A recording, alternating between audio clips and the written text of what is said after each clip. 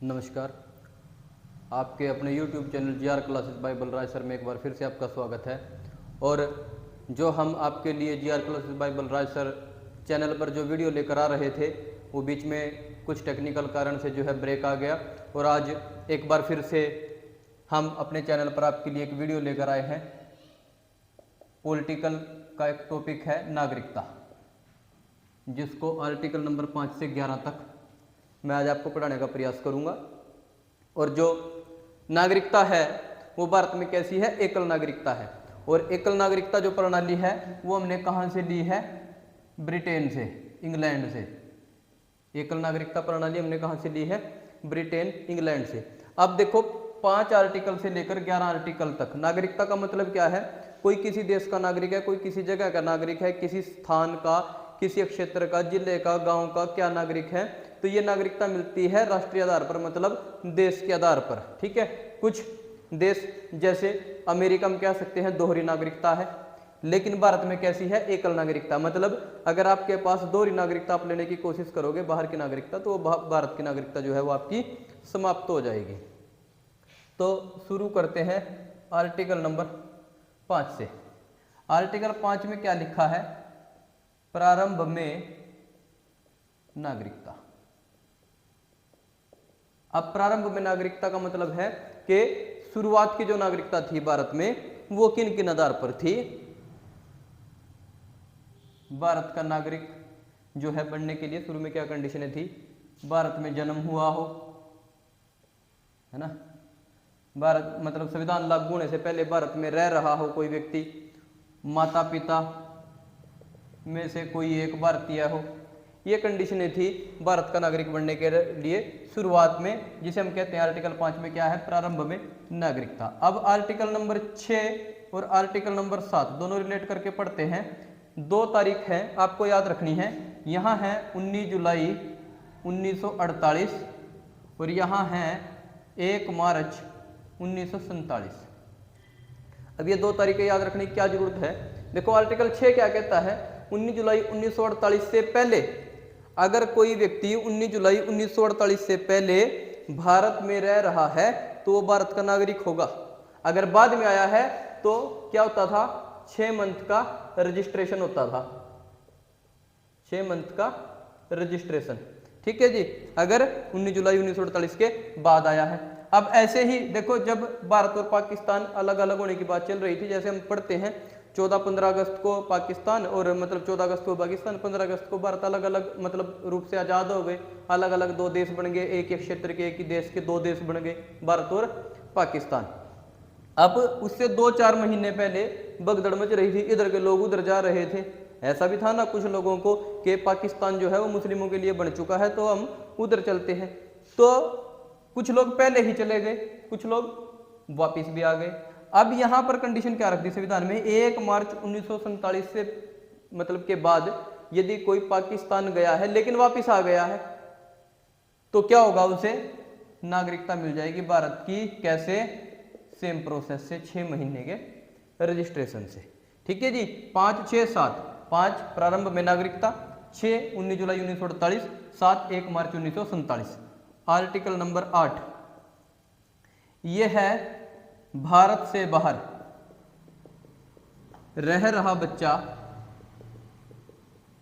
भारत का नागरिक होगा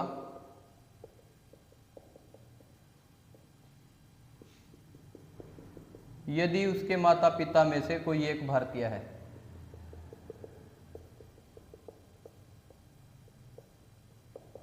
कोई भी एक भारतीय है, भारत से बाहर रह रहा बच्चा भारतीय होगा, भारत का नागरिक होगा यदि उसके माता पिता में से कोई एक भारतीय है। आर्टिकल नंबर 8 में ऐसा लिखा है।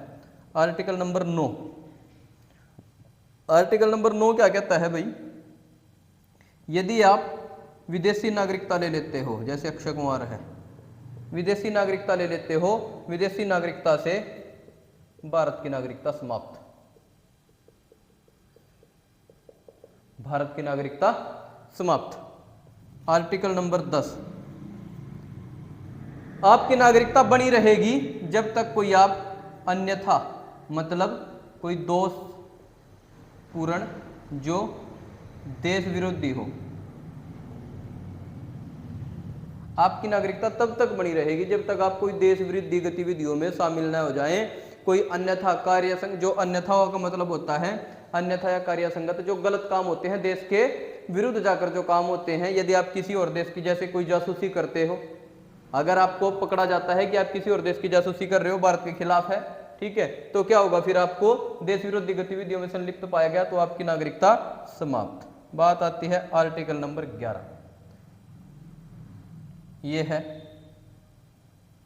संसद गृह मंत्रालय। इसका मतलब क्या है बता देता हूं आपको। भारत में नागरिकता का जो प्रावधान है ये कानून कौन बनाएगी?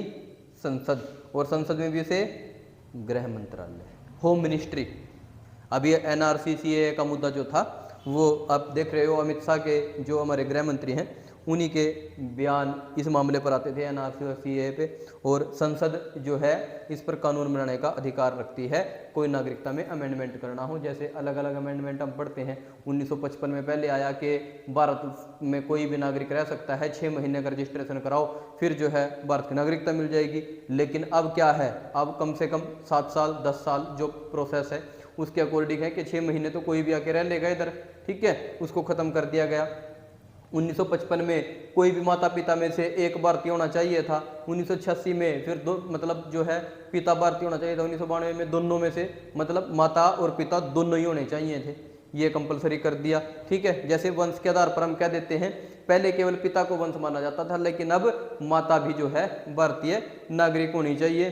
कुछ एक हम और कहते हैं कि जैसे कोई कला विज्ञान साहित्य में भारत का कोई मतलब कोई भी क्षेत्र है, कला विज्ञान है, साहित्य है, उसमें अगर कोई विदेश का आकर यहाँ पर उस क्षेत्र में कार्य करता है, 10 साल तक यहाँ रहता है, तो सरकार उसको भारतीय नागरिकता दे सकती है, दी नहीं जाएगी। कन्फर्म नहीं है कि आओ 10 साल लगाओ और नागरिकता मिल जाएगी, फिर भी सरकार के ऊपर अंडर मतलब सरकार की जो संसदीय प्रणाली है उस पर डिपेंड करता है, मौजूदा सरकार पर जो है वो डिपेंड करता है। एक भारत का नागरिक, एक और मैं आपको बताता हूँ कैसे बना जा सकता है, अर्जित भूमि से। अर्जित भूमि से, अब अर्जित भूमि का मतलब क्या है? जो हमने भूमि अर्जित कर ली है, भारत से बाहर का कोई क्षेत्र है और उसे जो है हमने अपने देश में मिला लिया है। जैसे हमने एक इंडिपेंडेंट देश था 1975 में, सिक्किम को भारत में मिला लिया और क्या हो गया, ये भारत का एक राज्य बन गया सिक्किम। और इस सिक्किम के जितने भी नागरिक थे अब जब भारत के बन गए तो नागरिकता भी तो भारत की मिलेगी फिर, तो ये क्या हुआ, इनको नागरिकता दे दी गई भारत की। अब नागरिकता के बारे में क्वेश्चन पूछा जाता है कि नागरिकता कैसे समाप्त हो सकती है? यदि कोई खुद जो है वो त्याग पत्र मतलब त्याग दे अपनी नागरिकता, या फिर कोई जो है मतलब दूसरे देश की नागरिकता जो है वो ग्रहण कर ले, तब भी उसकी नागरिकता जो है वो समाप्त हो सकती है। उसे बर्खास्त किया जा सकता है, उसे वंचित रखा जा सकता है कुछ कंडीशनों में। ये जो है नागरिकता जो है 5 आर्टिकल से लेकर 11 तक जो हम सिटीजनशिप कहते हैं जिसे, ये मैंने आपको आज पढ़ाया है। अगर आप चाहो इसका स्क्रीनशॉट भी ले सकते हो, इसको पढ़ लेना ध्यान से। जितने भी इसके ऑनलाइनर क्वेश्चन है वो हम प्रैक्टिस सेट में आपको प्रोवाइड करा देंगे, और अब जो है निरंतर वीडियो कंटिन्यूसली आपके लिए लेकर आते रहेंगे। आपकी तैयारी जो है वो जैसे CET का एग्ज़ाम बड़े नज़दीक है तो उसके लिए जो है हम हर रोज़ आपके लिए वीडियो ऐसे ही लेकर आते रहेंगे। धन्यवाद, नमस्कार, आपका दिन शुभ हो। स्क्रीनशॉट लेना चाहो इसका आप स्क्रीनशॉट ले लो।